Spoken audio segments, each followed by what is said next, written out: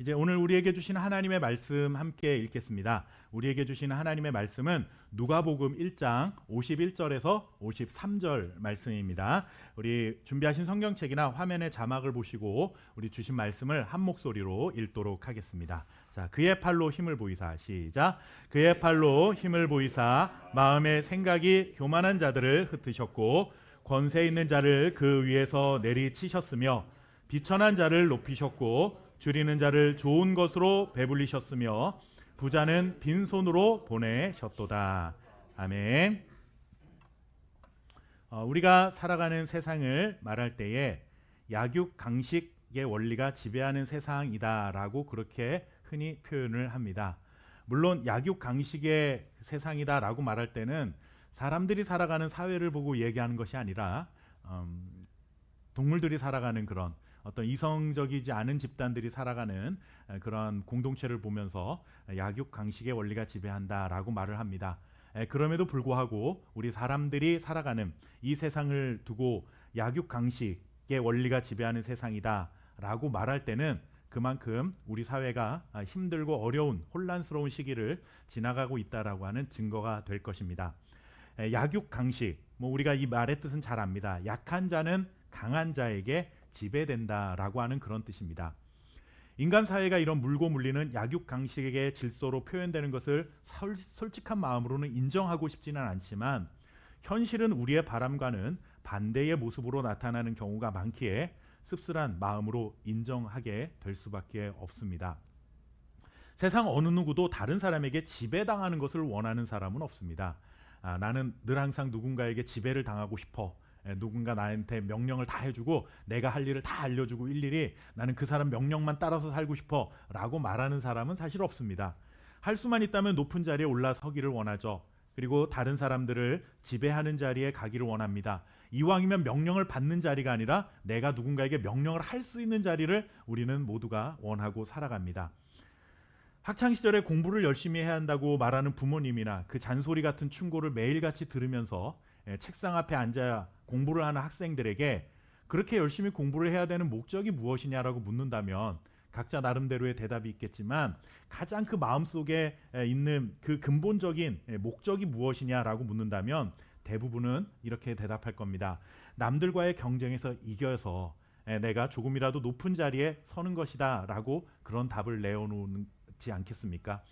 우리가 흔히 말하는 명문대학, 이렇게 서열을 쭉 세워놓고 1위부터 나는 몇 번째 대학에 가는가 이런 꿈을 꾸는 이유가 무엇이겠습니까? 좋은 대학에 간다, 명문대학에 간다라고 하는 것, 서열 순위가 1번, 2번에 3번에 해당하는 학교를 가고 싶다라고 하는 것, 결국에는 남들보다 높은 자리에 서고 싶은 우리의 욕망이 거기에는 반영되어 있는 것입니다.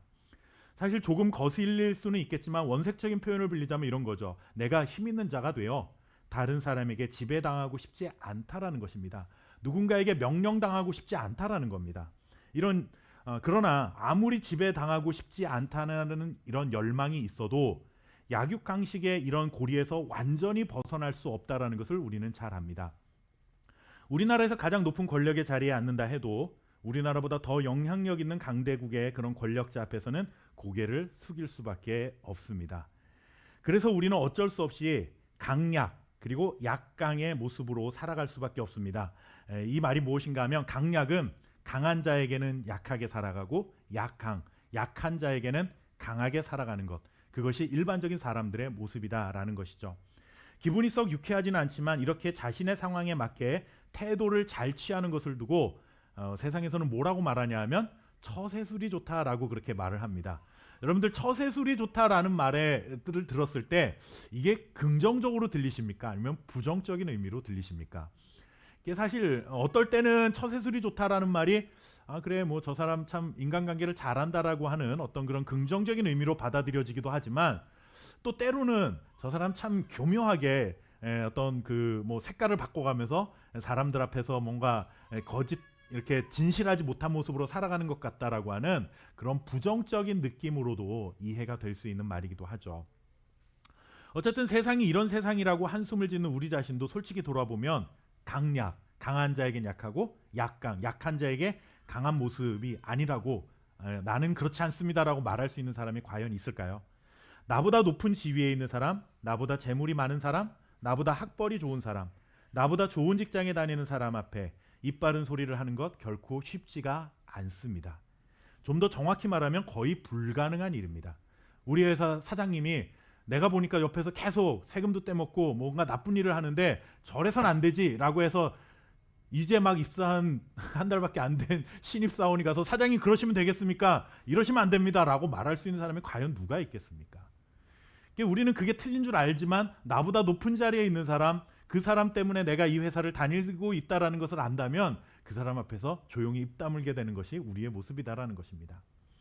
눈치를 봐야 합니다. 나의 생계와 관련해서 주도권을 가지고 있는 사람이 그 사람이라고 한다면 내가 기분이 상해도 좀 참는 거고 자존심을 건드려도 겉으로는 웃어도 그렇게 속으로는 부글부글 끓어도 겉으로는 웃으면서 그렇게 살아가는 것이 뭐 좋게 말하면 혹은 또 나쁘게 말하면 그게 바로 처세술이라고 하는 것이죠. 그러나 여러분들 우리보다 힘이 약한 자들에게는 참지 않습니다. 기분이 나쁘면 나쁘다라고 말합니다. 당신 그렇게 하면 안 된다라고 말해요. 그 사람이 잘못되었으면 잘못되었다라고 거침없이 지적을 합니다. 이것이 세상을 살아가는 솔직한 우리들의 모습이라고 하는 것이죠. 강한 자에게는 강하고 약한 자에게 약한 자를 만나는 것은 하늘의 별 따기만큼이나 어려운 아니면 불가능한 일이 아닐까라는 생각이 들 정도입니다. 그런데 오늘 우리는 여러분들 우리가 읽었던 말씀은 마리아 찬가라고 부르는 그러한 내용 중에 한 소절입니다. 우리는 이 마리아의 찬양 속에서 강강, 강한 자에게는 강하고 약한 자에게는 약하신 누군가를 발견하게 됩니다. 누가복음 1장 46절부터 55절까지가 마리아가 불렀던 찬양입니다. 자신이 성령으로 잉태되었다라는 소식을 듣게 되고 그것을 믿은 다음에 하나님 앞에 찬양하는 내용이 담겨 있습니다. 그래서 이거를 마리아의 찬가라고 부르는데 마리아를 찬양하는 게 아니라 마리아가 자신이 그런 어떤 놀라운 일에 지금 쓰임받는 주인공이 되었다라는 사실을 인정하고 마리아가 하나님께 드리는 찬양이라는 의미를 담아서 마리아 찬가라고 부르는 대목입니다. 참 믿을 수 없는 임신 소식을 듣게 되었습니다. 그리고 또 친족인 엘리사벳을 만나고 돌아왔는데 마리아가 보인 첫 번째 행동이 무엇이었는가 하면 우리가 지지난주 설교에서도 우리가 함께 나누었지만 믿음으로 그 사실을 받아들였다라고 하는 것이었습니다. 하나님을 찬양하게 됩니다. 하나님을 기뻐합니다. 여러분들 마리아의 찬양을 통해 우리는 하나님은 과연 어떤 분이신가에 대한 중요한 신앙 고백을 발견하게 됩니다. 하나님은 강한 자에게는 강하고 약한 자에게는 약한 자라는 마리아의 고백을 통해 과연 우리가 어떤 은혜를 누려야 할지 함께 말씀을 좀 나눠보도록 하겠습니다. 여러분들 그렇다면 우리가 먼저 마리아의 찬양 속에서 발견하게 되는 하나님은 과연 어떤 자들 앞에서 강한 자로 나타나시는가? 하나님은 어떤 사람들 앞에서 강하게 그렇게 모습으로 나타나고 계시는가? 우리가 몇 가지 살펴보겠습니다. 첫째는 누구에게 하나님은 강한 자로 나타나시냐면 마음의 생각이 교만한 자들에게 강하게 나타나십니다. 함께 우리 누가복음 1장 51절 말씀 읽었던 말씀인데 다시 한번 좀 읽어보도록 하겠습니다. 자, 그의 팔로 힘을 보이사 시작. 그의 팔로 힘을 보이사 마음의 생각이 교만한 자들을 흩으셨고 아멘. 하나님께서 팔의 힘이 너무나 강하셔서 얼마나 센지 보여주시기 위해 마음의 생각이 교만한 자들을 흩어버리셨다라고 그렇게 말합니다. 마음의 생각이 교만한 자들은 여러분들 예나 지금이나 언제나 존재하고 있는 사람들입니다. 이 사람들은 자기의 능력과 지식을 자랑하고 그것을 의지하고 살아가는 사람들입니다. 자신의 똑똑함을 매우 자랑스럽게 생각하는 사람들이다라고 하는 것이죠. 세상에서 자기가 제일 똑똑한 줄 알고 그래서 다른 사람의 말을 들으려 하지 않는다라는 것입니다. 나는 틀린 적이 없다라고 말합니다. 당신 그렇게 살아가면 안 된다라고 말해도 내가 맞다라고 끝까지 우기는 사람들, 이런 사람들의 마음의 생각이 교만한 사람들입니다. 그리고 이런 사람들은 사람들만 무시할 뿐만 아니라 결국에는 누구를 무시하냐? 하나님을 무시하게 되어 있습니다. 자신의 지혜와 자신의 어떤 그런 능력이 내가 살아가는데 충분하다라고 생각하기 때문에 하나님이 나를 도우셔야 될 이유에 대해서 인정하지 않는다라고 하는 것입니다. 그런 사람들이 바로 교만한 사람들입니다. 이 세상의 지혜로 하나님의 지혜를 이겨보려고 하는 사람들이죠. 이성적으로 판단해서 뭐라고 말하냐면 하나님이 잘못되었습니다라고 말하는 겁니다. 마리아가 성령으로 잉태되었습니다라고 말을 할 때 아니 그게 어떻게 말이 됩니까? 과학적으로 말이 안 되는 소리입니다. 내가 가지고 있는 상식과 내가 가지고 있는 세상의 지식을 가지고 하나님이 틀렸다라고 말하는 사람들, 바로 그 사람들이 교만한 사람들이다라고 하는 것이죠. 그렇게 자신의 이성과 학식과 지식과 지혜를 자랑하면서 그것을 의지하고 살아가는 소위 강한 자들, 여러분들 이 교만한 사람들 얼마나 강합니까? 자기가 강한 거죠. 이런 강한 자들을 누가 흩어버리셨다고요? 하나님이 흩어버리시겠다라고 말씀을 하십니다. 하나님의 지혜가 세상 어느 누구의 지혜보다 뛰어나다라고 하는 것입니다. 하나님의 능력이 세상 어느 사람의 능력보다도 가장 뛰어난 능력을 계시다라고 하는 고백이 바로 이 고백 속에 담겨 있습니다. 여러분들 아무리 위대한 사상가나 위대한 지성인이라 할지라도 하나님의 지혜를 뛰어넘을 수는 없다라는 사실을 우리는 반드시 인정해야만 합니다. 바울도 그렇게 고백하고 있지 않습니까? 여러분들 우리 함께 고린도전서 1장 20절 말씀 읽어보도록 하겠습니다. 지혜 있는 자가, 시작, 지혜 있는 자가 어디 있느냐? 선비가 어디 있느냐? 이 세대의 변론가가 어디 있느냐? 하나님께서 이 세상의 지혜를 미련하게 하신 것이 아니냐. 아멘.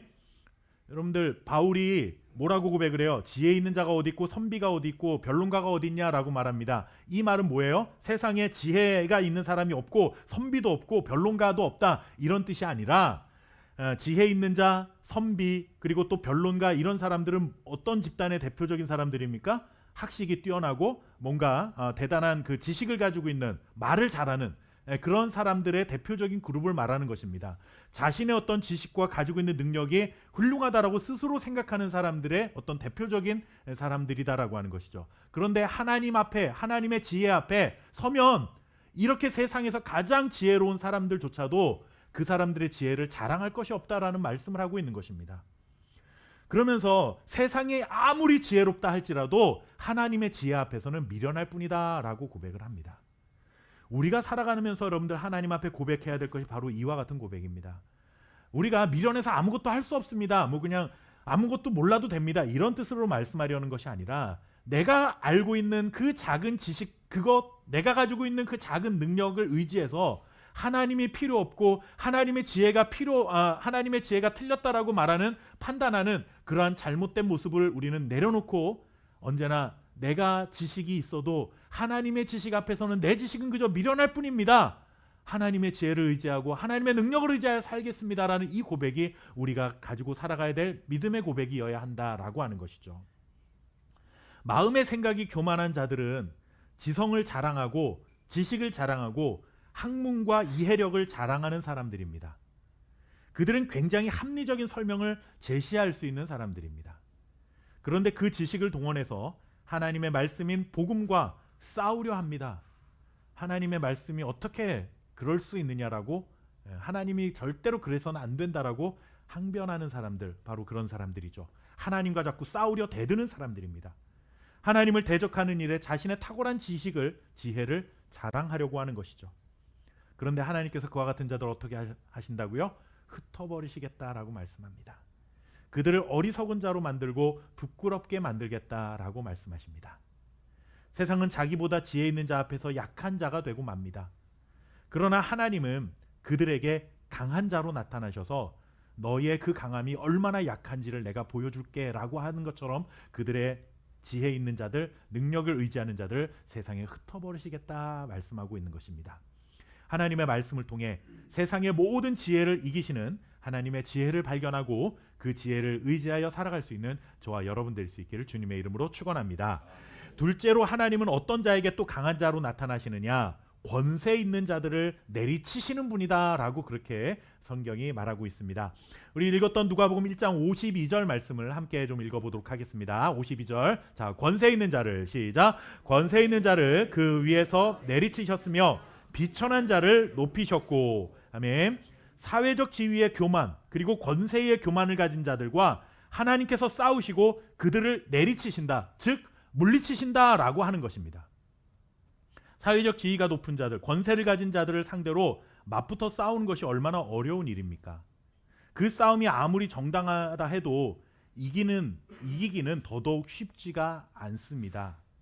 그래서 사람들은 속이 상하고 분노가 가득해도 그냥 참고 넘어가게 되는 것이죠. 어차피 계란으로 바위치기와 같은 것이니 괜히 그 사람과 더부터 싸우다가 나만 상처받을까 봐 두려워서 그냥 포기하고 그냥 피하고 마는 것입니다. 강한 자 앞에서 한없이 약한 자로 살아가는 우리들의 모습, 현실입니다. 그런데 여러분들, 하나님의 일하심은 어떻습니까? 다윗을 통해 골리앗을 쓰러뜨리시는 분이십니다. 우리나라 경상북도 정도의 크기를 가진 이스라엘을 선택하셔서 당대의 강대국이었던 애굽과 아수르와 바벨론과 로마를 무너뜨리시게 하는 것이 바로 하나님이십니다. 이것이 세상을 다루시는 하나님의 방법입니다. 하나님의 능력입니다.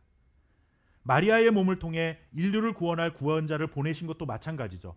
하나님께서 세상을 구원할 구원자를 내가 너희들에게 보내주겠다 하시면서 위대한 장군이나 위대한 왕을 하늘에서 구름 타고 보내신 것이 아니라 어린 아기로 이 땅에 보내셨습니다. 여러분들, 영웅, 어떤 그런 신비로운 영웅을 그려주고 있는 영화나 이런 걸 보시면 분들 막 이렇게 막 하늘도 막 혼자서 막 날아다니고 혼자서 막 나라를 지키고 온 세상을 구하는 이런 영웅을 그려내는 영화들이 있죠. 그런 모습, 적어도 예수님이 이 땅에 오실 때 세상을 구원할 구원자라고 한다면 적어도 좀 그와 같은 어벤져스 같은 그런 사람이어야 되지 않을까라는 생각이 우리의 마음속에 있는 거예요. 그런데 여러분들, 어린 아기의 모습으로 태어나셨습니다. 평범한 목수의 아들로 이 땅에 오셨습니다. 평범하고 힘없는 여인의 몸을 통해 이 땅에 오셨습니다. 그런데 그렇게 평범하고 그리고 연약한 인간의 모습으로 이 땅에 오신 아기 예수를 통해 하나님께서 무엇을 하십니까? 강한 자들의 머리를 내리치셨고 세상의 모든 만물이 그 앞에 무릎을 꿇게 하셨다라고 말하고 있습니다. 우리 함께 빌립보서 2장 10절과 11절 말씀 함께 읽어보도록 하겠습니다. 자, 빌립보서 말씀입니다. 하늘에 있는 자들과, 시작. 하늘에 있는 자들과 땅에 있는 자들과 땅 아래에 있는 자들로 모든 무릎을 예수의 이름에 꿇게 하시고 모든 입으로 예수 그리스도를 주라 시인하여 하나님 아버지께 영광을 돌리게 하셨느니라. 아멘. 여러분들, 복음이 이것입니다. 바로 이것이 바로 구원이라고 하는 것입니다. 우리가 가장 자랑스럽게 여기고 부러워하고 두려워하는 세상의 권력과 권세를 완전히 뒤엎으시고 역전시키시는 분, 바로 그분이 누구십니까? 하나님이시다라고 하는 고백입니다. 하늘에 나는 새도 떨어뜨릴 수 있다는 높은 권세, 높은 자리에 도취되어서 하나님 두려워하지 않는 자들을 끌어내시고야만은 하나님을 신뢰하고 살아가야 하는 것입니다. 자신의 권세를 믿고 까불다가는 여러분들 언제 그 머리에 하나님의 철퇴가 내릴지 모른다라는 사실을 우리는 분명히 알아야 하는 것입니다. 세 번째로, 하나님은 누구에게 또 강한 자로 나타나시는가? 부자를 빈손으로 만드시는 분이다라는 고백을 통해 우리가 또 발견할 수가 있습니다. 우리 함께 누가복음 1장 53절 말씀 같이 읽어보도록 하겠습니다. 자, 줄이는 자를, 시작. 줄이는 자를 좋은 것으로 배불리셨으며 부자는 빈손으로 보내셨도다. 아멘. 사람들은 자신의 재물의 많음을 의지하고 자랑하게 되어 있습니다. 그리고 그런 사람들 앞에서 한없이 약해집니다. 그러나 하나님은 그런 부자들의 손을 빈손으로 만드시겠다라고 말합니다. 하지만 여기 이 말씀에서 우리가 깊이 생각해 볼 점은 이것입니다. 여기서 말하는 부자가 과연 어떤 사람인가라고 하는 것입니다. 물론 물질적인 어떤 의미도 담겨 있는 것이겠지만 여기에는 도덕적인 의미도 담겨 있습니다. 즉, 자신의 의로움에 사로잡혀 살아가는 사람들이라는 의미가 있습니다. 내가 얼마나 의로운 사람인데, 나는 절대로 틀리지 않아, 나는 올바라, 세상이 다 썩었어, 이렇게 자신의 어떤 의로움에 도취되어 살아가는 사람들을 말할 수도 있습니다. 이 사람들은 도덕적으로, 양심적으로, 법적으로, 윤리적으로 나는 거리낄 것이 하나도 없다고 스스로 자부하는 사람들을 말하는 것이죠. 의로움에 있어서는 부유한 사람들입니다. 그러니까 나는 돈이 많아, 이것보다도 내 의로움은 세상 어느 누구보다도 가장 풍부한 거야 라고 스스로의 의로움에 도취되어 살아가는 사람입니다. 함께 우리 누가복음 18장 23절 말씀 같이 한번 좀 읽어볼까요? 누가복음 18장 23절. 자, 그 사람이, 시작. 그 사람이 큰 부자이므로 이 말씀을 듣고 심히 근심하더라 라는 말씀입니다. 자, 어느 부자 청년이, 이 말씀이 어디에서 나왔는지 여러분들 아시는 분들도 있겠지만 이 말씀이 어떻게 나왔냐면 어느 부자 청년이 예수님께 와서 이런 질문을 합니다. 예수님, 어떻게 하면 제가 영생을 얻을 수 있습니까? 라고 질문을 합니다. 그러자 예수님께서 뭘 말씀하시냐 하면 간음하지 말라, 살인하지 말라, 도둑질하지 말라, 거짓 증언하지 말라, 부모를 공경하라 라는 말씀을 하십니다. 여러분들 지금 말씀드렸던 간음하지 말라, 살인하지 말라, 도둑질하지 말라, 거짓 증언하지 말라, 부모를 공경하라 라는 말씀이 어디에 나오는 말씀입니까? 십계명에 나오는 말씀이죠. 이것은 유대인들이 가장 율법 중에서도 소중하게 여기는 율법 중에 하나입니다. 그러니까 이 사람들은 이 율법을 지켜서 하나님 앞에 의롭게 되고 그래서 우리는 하나님 앞에서 구원을 얻을 수 있다라고 생각했던 사람들이에요. 그렇기 때문에 예수님께서 이 말씀을 딱 그 질문을 했던 부자 청년에게 말했을 때 부자 청년이 뭐라고 말하냐면 예수님, 내가 어려서부터 이거 다 지켜왔습니다.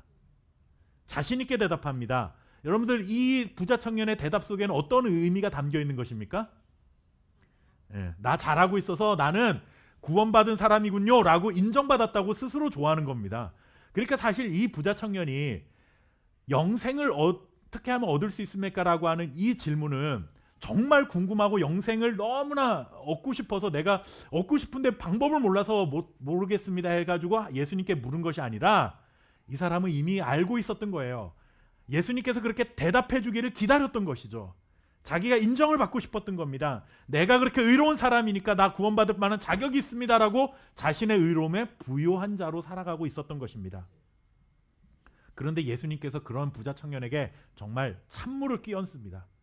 뭐라고 말씀하시냐면 그런데 너한테 부족한 것 한 가지가 있어. 너의 모든 소유를 팔아 가난한 사람에게 다 나눠주고 나를 따라오라 라고 말씀합니다. 그러자 이 청년이 뭐라고 이제 어떻게 반응을 보입니까? 우리가 읽었던 말씀입니다. 부자였기 때문에 근심하고 돌아갔다라고 그렇게 말합니다. 그러면 여러분들 가난한 사람이었으면 이 말씀을 지키기가 좀 쉬웠을까요? 아무래도 상대적으로 조금은 더 쉬웠을 수도 있습니다. 그렇지만 가난하다고 해서 그것이 곧 하나님 앞에서 의로움이 될 수 있는 것은 아닙니다. 여기에서 말하는 것은 부자였기 때문에 뭘 의지하고 살았다는 겁니까? 돈을 의지하고 살았던 사람이라는 거예요. 자신은 도덕적으로는 굉장히 의로운 사람인 것 같았지만 실제로 그 도덕적인 의로움 때문에 누구를 의지하지 못하고 있는 거예요? 하나님을 정말 의지하지 못했다라고 하는 것이죠. 자신의 의로움에 기대고 살고 있었다는 사실을 보여주는 겁니다. 그 사실을 뭘로 보여주는 거예요? 돈이 많았기 때문에 돈을 의지하고 예수님이 그거 다 버리고 나를 따라와라 라고 했는데 예수님을 따르지 못했다라고 말하지 않습니까? 예수님과 재물 중에 누구를 선택한 겁니까? 재물을 선택한 겁니다. 그것처럼 너가 하나님 앞에서 스스로 의롭다고 여기는 그 마음 때문에 지금 정작 누구를 버리고 있습니까? 하나님을 버리고 있구나. 이 말씀을 우리에게 해주고 있는 것이죠. 굉장히 강한 자입니다. 돈도 있고 나는 율법적으로도 완벽한 사람이야 라고 생각하는 사람이니까 얼마나 여러분들 세상 앞에서 목이 뻣뻣한 사람으로 살아갔겠습니까? 그런데 예수님은 그런 강한 청년을 근심하며 돌아가게 만드셨습니다. 뭐가 근심이 있었겠습니까, 여러분? 이렇게 돈도 있고 율법으로도 완벽한데 뭐가 근심이 있겠습니까? 그런데 그렇게 강한 자를 예수님께서는 단 한마디로 그가 근심하며 살게 만드셨습니다. 누가 강한 자입니까? 이렇게 하나님은 자기 의에 가득한 강한 자 앞에서 더욱 강한 자로 나타나셔서 너희의 의로움이 얼마나 보잘것없는지를 그렇게 알려주신 것입니다. 지식을 자랑하는 자, 권세를 의지하는 자, 부와 의로움으로 가득한 그 강한 자, 세상에서 강한 자들이지만 이런 강한 자들을 하나님께서 흩어버리시고 내리치시고 빈손으로 만드시는 정말 최고로 강한 자, 그분은 바로 하나님이시다라고 하는 것입니다. 마리아의 찬양을 통해 강한 자에게 강한 하나님의 모습은 그야말로 세상 어느 누구도 하나님을 이길 자는 없는 그런 강한 자가 바로 하나님이시구나라는 것을 우리가 알게 됩니다. 그런데 이렇게 강한 자이신 하나님께서 절대로 약한 자로 나타나지 않으실 것 같은 하나님께서 유일하게 약해지시는 모습을 보여줄 때가 있습니다. 누구 앞에서 과연 하나님은 약한 자로 나타나실까요? 참으로 아이러니하게도 하나님은 세상의 약한 자들, 마리아와 같은 비천한 여인 앞에서 한없이 약해지셨습니다 라고 고백합니다. 그리고 이렇게 강한 자 하나님께서는 줄인 자 앞에서, 배고픈 자 앞에서, 먹을 것이 없는 자 앞에서도 약해지셨습니다 라고 고백을 합니다. 세상은 그 어떤 누구도 당할 자가 없는 이 강한 자가 아쉬울 것이 하나 없는 만물의 창조주이신 하나님께서 세상에서 가장 약한 자들 앞에서는 더 약해지는 모습을 보여주고 있다라는 것입니다. 자, 누가복음 1장 54절 말씀 우리 같이 한번 좀 읽어보도록 하겠습니다. 자, 그 종 이스라엘을 시작. 그 종 이스라엘을 도우사 긍휼히 여기시고 기억하시되. 아멘. 여러분들, 하나님께서는 약한 자, 주인이 아닌 종에게 긍휼을 베풀어 주셨다라고 말합니다. 은혜를 내려주신 것이죠. 어제 대통령이 탄핵당하는 그 일이 있었습니다. 그 전까지 우리 시민들이 참 많이 나가서 구호도 외치고 잘못된 일을, 헌법을 어긴 대통령을 대통령직에서 내려와야 된다고 외쳤습니다. 그런데 이제 그 집회를 하는 주변에 여러분들이 아마 많이 보셨을 겁니다. 커피숍이나 식당에 내가 직접 참여하지는 못하는데 내가 미리 결제를 해두었으니까 필요하신 분들은 가서 공짜로 드셔도 됩니다라고 하는 일들이 이번에 굉장히 많았습니다. 그런데 제가 그런 기사를 읽는 중에 또 하나의 참 인상 깊은 기사를 보았습니다. 뭐냐 하면 어떤 사람이 선결제를 했는데 자신은 그거를 뭐 누군가의 밥값이나 커피값으로 결제를 한 것이 아니라 아무래도 수십만 명, 수백만 명의 사람들이 한 장소에 모이다 보니까 여러분들 제한된 그 가게 안에서 이렇게 뭔가 주문을 해서 먹기 위해서는 사람들이 얼마나 바쁘게 일하겠습니까? 그러면 주인도 바쁘겠지만 알바생들 굉장히 바쁘겠죠. 정말 그 사람들은 바쁘거나 말거나 사실 똑같은 돈을 받아가는 사람들이니까 어떻게 보면은 안 바쁜 게 그 자기한테는 유리할 수 있는 상황이에요. 주인은 10명 오는 것보다는 100명이 오는 게 바빠도 더 많은 수익을 가져가지만 종업원은 그렇지 않습니다. 그래서 어떤 사람이 결제를 하면서 이렇게 말했다고 합니다. 바쁜 알바생들에게 보너스를 주십시오라고 하고 그런 결제를 했다고 합니다. 그 주인이 정직한 사람이어서 정말 다 줬는지 그것까지는 제가 모르겠습니다만, 여러분들 제가 그 기사를 읽어보면서 세상에 힘 있는 자를 위하는 것이 아니라, 물론 뭐 요즘 자영업자들 주인이라고 해도 너무나 힘든 것은 사실이지만 어쨌든 뭐 우리가 일반적으로 생각해 봤을 때 그래도 그 상가를 가지고 있는 주인보다는 거기서 일하는 종업원들이 훨씬 더 힘들 수 있다라고 일반적으로 생각하는 거죠. 그렇게 더 약한 자들에게 긍휼을 베풀어 줄 수 있는 그런 마음을 가진 사람 있다라는 것이 얼마나 참 우리 사회가 아직은 그래도 살만한 세상이 아닌가라는 생각을 해보게 되는 그런 기사였습니다. 그 사람 누군지 전 모르겠습니다. 그리스도인인지 모르겠습니다. 뭐 아닌지 모르겠습니다. 그러나 오늘 우리가 이런 말씀들을 들었을 때에 그와 같은 삶을 우리 그리스도인들이 좀, 우리 함께교회 성도들이 좀 그러한 베풀고 나누는 삶을 살아갈 수 있는, 약한 자의 편이 되어줄 수 있는 사람들이 되었으면 좋겠다라는 말씀을 준비하면서 그런 생각이 좀 들었습니다. 자랑할 만한 지식이 없어 하나님의 지혜를 구하고 살아갈 수밖에 없는 자, 의지할 만한 권세가 없기 때문에 하나님의 능력이 꼭 필요하여 하나님의 능력을 사모하는 자, 나는 의로운 것이 없는 죄인입니다 라고 고백하면서 하나님의 은혜를 갈망하며 살아가는 자, 하나님이 이렇게 약한 자들을 무시하고 짓밟지 않으신다라는 겁니다. 오히려 더 약한 자가 되셔서 그들에게 긍휼을 베풀어 주시고 세상에 지혜 있는 자, 권세 있는 자, 의로움에 가득한 자들을 부끄럽게 만드시는 분이시다라고 오늘 마리아의 찬양 속에 우리는 중요한 교훈을 얻게 되는 것입니다. 세상은 강약, 약강입니다. 강한 자에게 약하고 약한 자에게는 강합니다. 그러나 하나님은 강강, 양약이십니다. 강한 자에게는 더 강하시고 약한 자에게는 한없이 약해지시는 분이십니다. 가장 약한 인간의 모습으로 이 땅에 오셨지만 세상의 모든 강한 자들을 부끄럽게 만드신 그 주님을 간절히 기다리고 있는 성탄의 계절이 지금 그런 성탄의 계절을 우리가 살아가고 있습니다. 그리고 교회와 성도들도 세상의 강자에게는 고개를 숙이며 세상의 약자에게는 강한 자로 군림하는 그러한 삶을 살아갈 것이 아니라 사랑으로 섬기며 연약한 자들의 이웃이 되는 삶을 살아가며 성탄의 그 참된 의미와 주님이 이 땅에 오셔서 하셨던 그 모든 일들을 우리 그리스도인들과 교회가 세상 앞에 보여줌으로 인해 성탄의 참된 의미와 기쁨을 세상 가운데 전할 수 있는 복된 연말이 될 수 있기를 주님의 이름으로 축원합니다. 기도하겠습니다. 살아계신 아버지 하나님, 세상은 모든 자들이 권력을 가지고 힘을 가지고 사람들을 지배하려고 합니다. 그러나 하나님 아버지여, 이 세상의 강한 자들을 오히려 약하게 만드시고 약한 자들 앞에서 한없이 약해지셔서 그 약한 자들을 높여주시는 하나님의 이름을 찬양합니다. 오늘 이 마리아의 찬양과 고백 속에서 우리가 그 하나님의 놀라운 은혜를 발견할 수 있도록 도와주시고, 우리가 과연 어떠한 모습으로 살아가야 될지를 분명하게 깨달아 알 수 있는 복된 시간이 될 수 있도록 역사하여 주시옵소서. 가장 낮은 인간의 모습으로 이 땅에 오셔서 성탄의 기쁜 소식을 전하며 하나님의 놀라운 권세와 지혜를 우리에게 알려주신 그 하나님, 예수님, 정말로 우리도 예수님의 제자로 이 땅을 살아갑니다. 어려운 자들의 이웃이 되어 그들 앞에 군림하는 자가 아니라 오히려 더 낮아져서 그들에게 긍휼을 베풀어주는 하나님의 자녀로 살아갈 수 있도록 주여 우리의 삶을 인도하여 주옵소서.